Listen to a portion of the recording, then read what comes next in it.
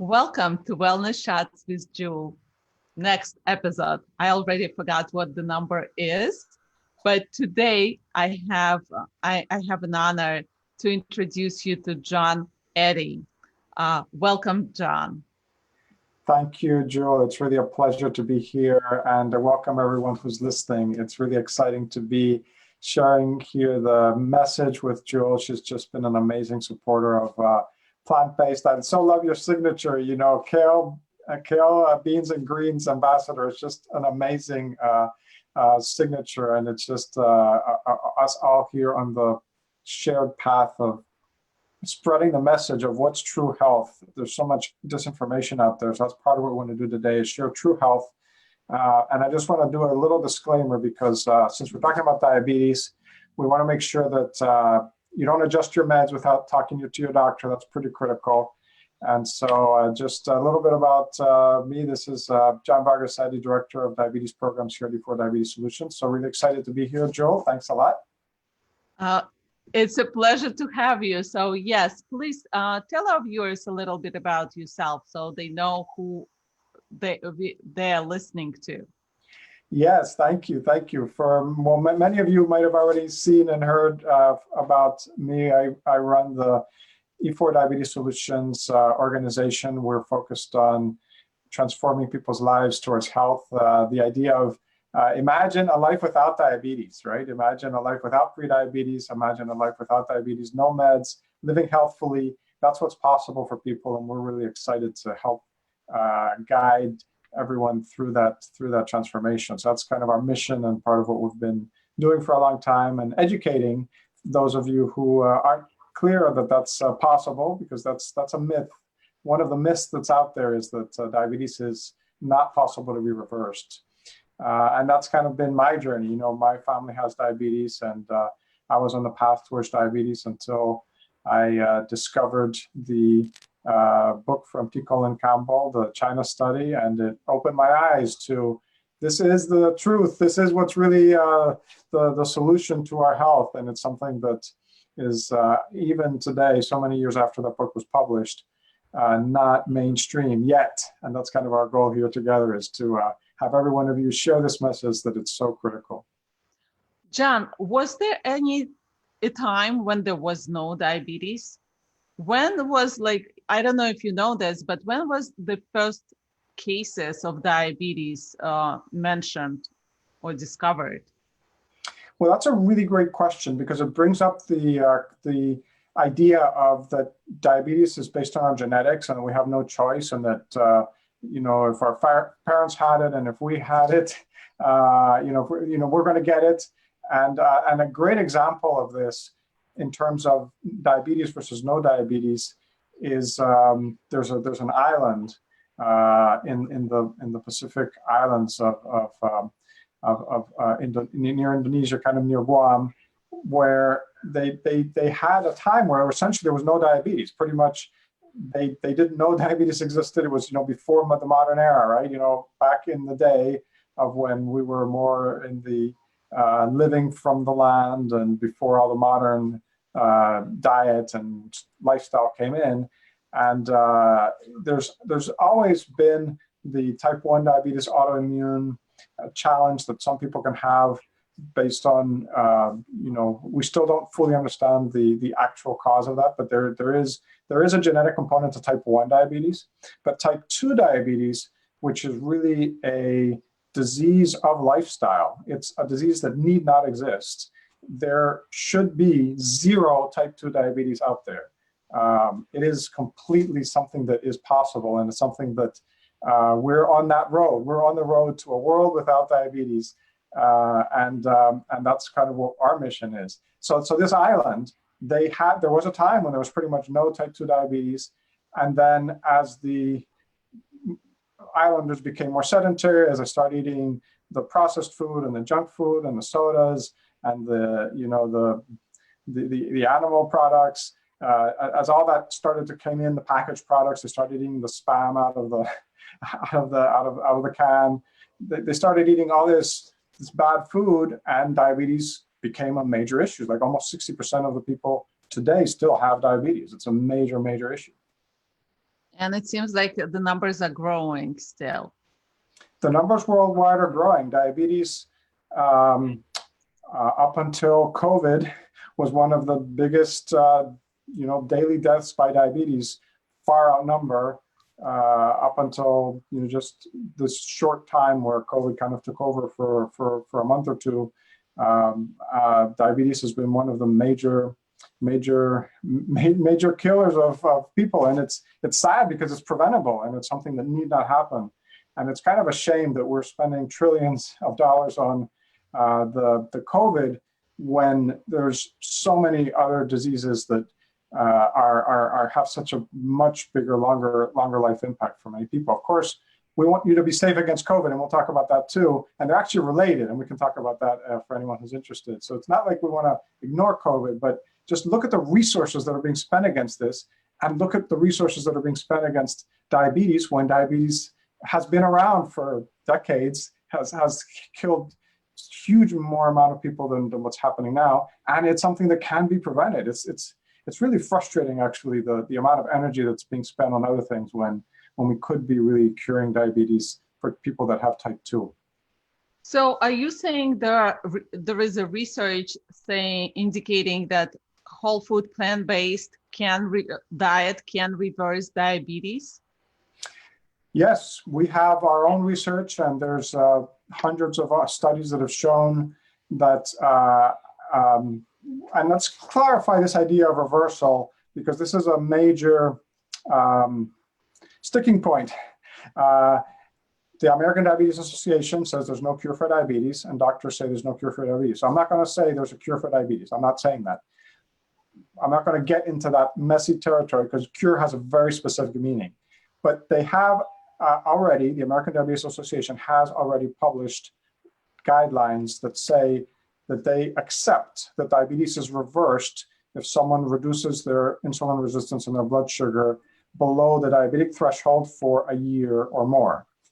And so there have been a lot of research studies showing that a whole food plant-based diet, along with other strategies, there's movement, there's exercise, there's meal timing. It's a combination of factors, sleep, stress, it all goes together. And when you bring them all together, the more your factors you bring together, the more success you have. So there's some studies, for example, that have been done comparing metformin to plant-based diets, and they show a reduced in diabetes rates. And they show that they can continue them and sustain them for over a year. And we've shown almost 70% reversal in our program, because our program is very comprehensive. We bring all those strategies together. So we've shown 70% reversal of diabetes sustained for a long amount of time. So we're still working on getting the data long enough to be able to publish, to have like a big enough number of people that have been sustaining it for a year. But that's our goal, to really show that we can reverse diabetes and keep it off. And for the people that aren't able to reverse it, you can still minimize all the complications, because some people, what happens is they migrate from type 2 diabetes to type 1 diabetes. So they become essentially type 1.5. And for those people, it might not be possible to fully reverse it, but you can really reverse all the complications and live a healthy and joyful life, which is what we really want to do, right? For sure. So you saying that we can reverse the type 2 diabetes, but there is type 1 is different. I have a question. If some of my viewers ask. So Peter asked, I have a son with type 1 diabetes who has been able to get by with minimal use of insulin, and I'm hoping that it can be reversed at this stage. Has John ever reversed type 1 when it's not full blown? So this is the case of type 1.5. Or 1.2 or 1.6. It's not black and white. This is new science that people haven't realized before, is that people used to think it was black and white. You either have type 1 or type 2, but that's not really the case. People can have type 1 and type 2. People can have type 2 and also a combination of type 1. If someone has 100% type 1, like pure type 1, they have absolutely zero pancreas function, they will always need to be on insulin, because the pancreas produces zero insulin. The insulin is essential for our body. Being on minimum insulin is a goal. It's great. And that's part of the idea. There's people who have type 1 diabetes that take 15 to 20 units of insulin a day, and that's really a good range. There's people on type 1 diabetes that take 50 or 100 units of insulin a day, which is not good. And that's because they have a combination of type 1 and type 2. So being on a whole food plant-based diet, being on these strategies and minimizing the use of insulin, so it's the absolute essential that's really needed and not more to compensate for the bad diet, is what leads us to be on a healthy lifestyle. So anyone with the pure type 1 can still reverse the insulin resistance from type 2 so that they only need the essential insulin that's really needed. And anyone that has like a type 1.5, we've had people in our program, for example, that they were on 200 units of insulin. And just recently they went to 0 because their pancreas was still able to produce the insulin. And we can test for that as part of our testing protocol. There's other people that, for example, went from 100 down to 15 because their pancreas just wasn't able to produce enough, and they still need that little bit of assistance. But being on 15 units of insulin is super, so much healthier than being on 100, because too much insulin causes inflammation. It causes all kinds of other diseases. So you want to always have a balance. We like to look at everything in balance. This is great information, because sometimes I hear people say, well, if I have to take insulin, if I have to shoot insulin, then it doesn't matter how many units I'm putting in. And you saying there is a difference. Absolutely, there is a difference. And we'll share with your audience a little bit further where they can get more information from our upcoming Shattering Diabetes Myths series. We have a presentation exactly that, covering how to reduce the insulin and why going above a certain level of insulin is damaging to the body. It's damaging to our mind. It's damaging to inflammation. It's damaging, actually, there's some link to cancers. So everything is in balance, right? We want to live our body in balance, live in harmony. Too much of one thing is, there's this thought of everything in moderation. Now, it's not really true. Not everything in moderation. Cyanide in moderation is not good, right? So there's certain things that should be 0. But within the good things, you can also have too much of a good thing. So insulin is essential, but if you have too much, you're essentially compensating for a bad lifestyle. Thank you. Thank you. Another question comes up is keto proponents say that ketogenic diet is also reduces reverse diabetes. So do you have anything to say in terms of like keto diet vs plant-based diet, and what works, what really happens for diabetes? That's really, really a great question, because it's one of the big debates out there. And there's a lot of websites and a lot of information talking about low carb and go keto. And so we have to accept that there are some benefits to keto. If not, people wouldn't be doing it. What are the benefits? They lose weight and they do reduce their blood sugar. But at what cost? Essentially, the cost is they're in jail. They can't eat a fruit. They can't eat. They can't eat. They can't eat a good piece of corn. They can't eat like a potato, right? So when people are in this keto jail, they're essentially not truly reversing diabetes. They're essentially kind of being in lockdown. It's sort of like they're keeping diabetes outside, but they're staying in this jail, in this bedroom where they have very limited choices. And what happens is people can't sustain it for a long time, just like this whole lockdown right now. People are getting anxious. It's like, hey, I want to go outside. I want to do stuff. So people can be on keto for a little bit, but it doesn't last. The other major danger of keto is it really damages your kidney. And kidney is one of the main risks for people with diabetes, is kidney disease. So over time, the keto diet will cause kidney challenges. And it doesn't happen right away. It can happen over years. But for anyone that has diabetes, the biggest risk is ending up on dialysis. And so the more we can get the kidney improved, the better. And that's the benefit of the plant-based approach, is you improve both things. You reverse diabetes and you improve your kidney function. And you get healthier for your cardiovascular disease. You lower inflammation. It's like the triple win.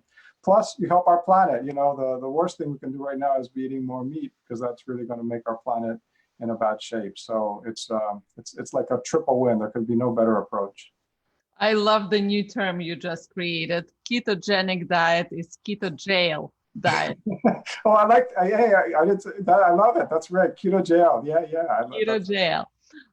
So you mentioned before that you want to talk about diabetes and COVID-19. Yeah, I So wanted to share just a recent information, and we'll have more information about this on our Shattering Diabetes Myths series. But the new recent information, as we've been learning on COVID-19 over the last couple of weeks, is that the main risk factor for people with COVID-19 is the oxidative stress is really what's causing the high deaths. And so it turns out that it's not as much the lungs, but it's the oxidative stress and the inflammation that triggers a whole bunch of series. And so what happens is that high protein, high red meat diets, high carbohydrates, sugar. So these would be people on a junk food vegan diet are also at risk. High saturated fat, they all are promoters of oxidative stress. And so whole foods, nuts, vegetables, fruits, good healthy fats, legumes, like the whole plant-based approach, it moves people from this oxidative stress state to healthy.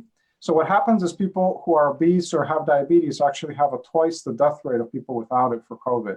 And the reason is because they're on the edge right now. It's like, imagine you're right on the edge of a precipice, and then the COVID comes in and throws you over. But if you're here, you're in the healthy range, you're kind of back in the woods, you're not even near the precipice, COVID comes, and then you have enough resources and ability to really battle it. So we'll get into detail with this. Actually, Dr. Schwelt, one of the top analysts on this COVID-19, has been doing a daily presentation to more than 50 million viewers he has on YouTube. He's going to be part of the Shattering the Series explaining this very topic. So you can get in-depth information as to what I was just sharing as part of our free workshop. thank you. And also I would like you to share with us, what are you working on right now, and what is your Eat for Diabetes solution company does?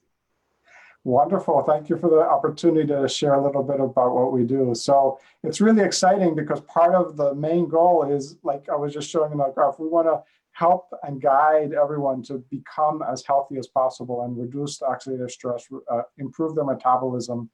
And for anyone that has diabetes or even pre-diabetes, or even thinks they might have it, because, there's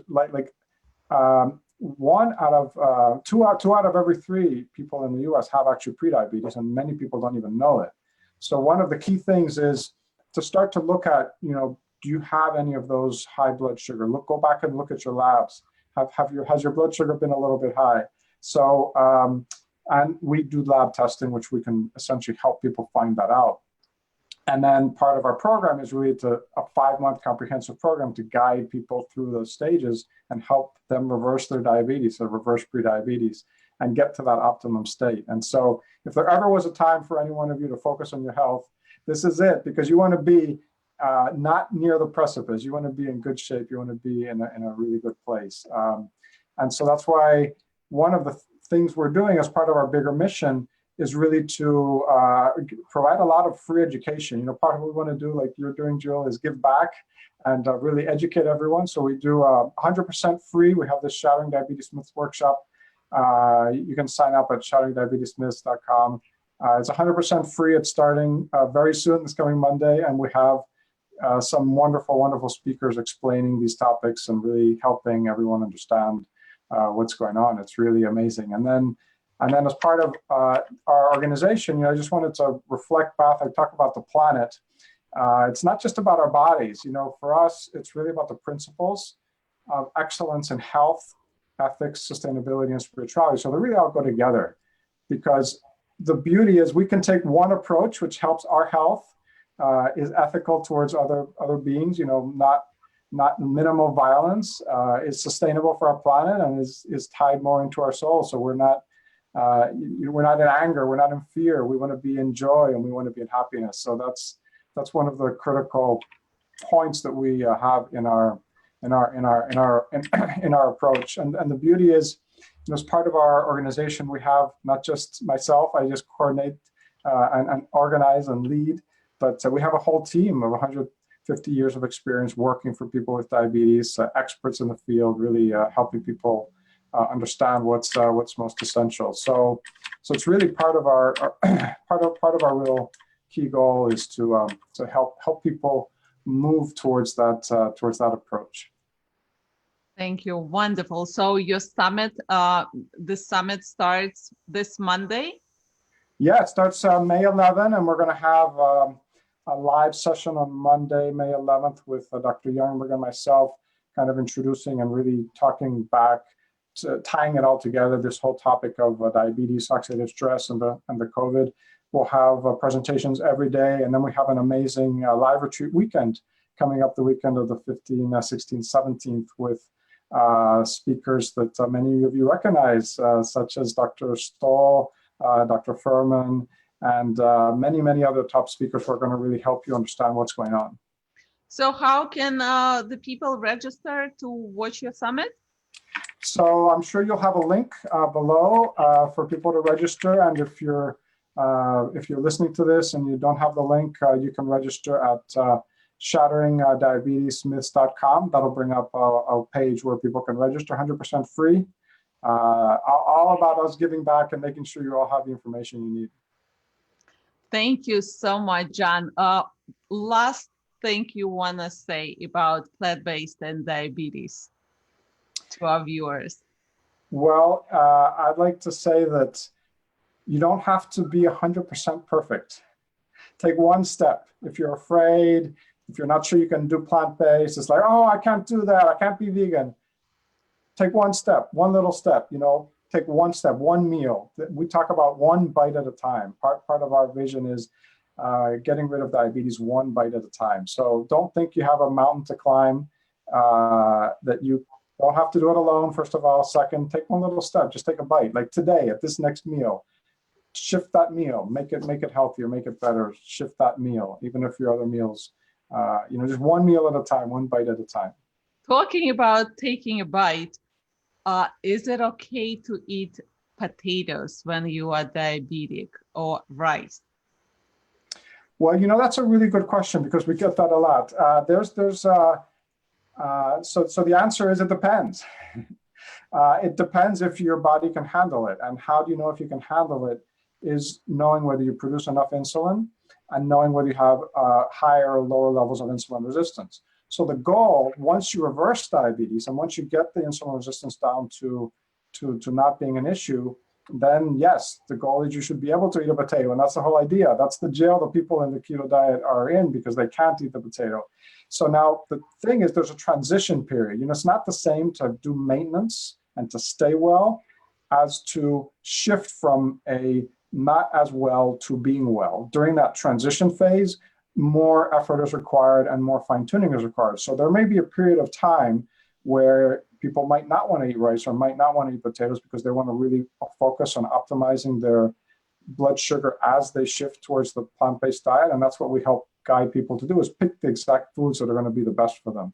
After that transition period, which can be, several months, sometimes it takes people a year, depends how long. We've had people who have diabetes for 36 years. And so it took them a year to reverse it. But, 1 year compared to 36 years, that's pretty good.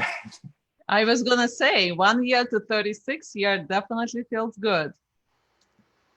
All right. Thank you so much for your time, for all the information. Good luck with your summit.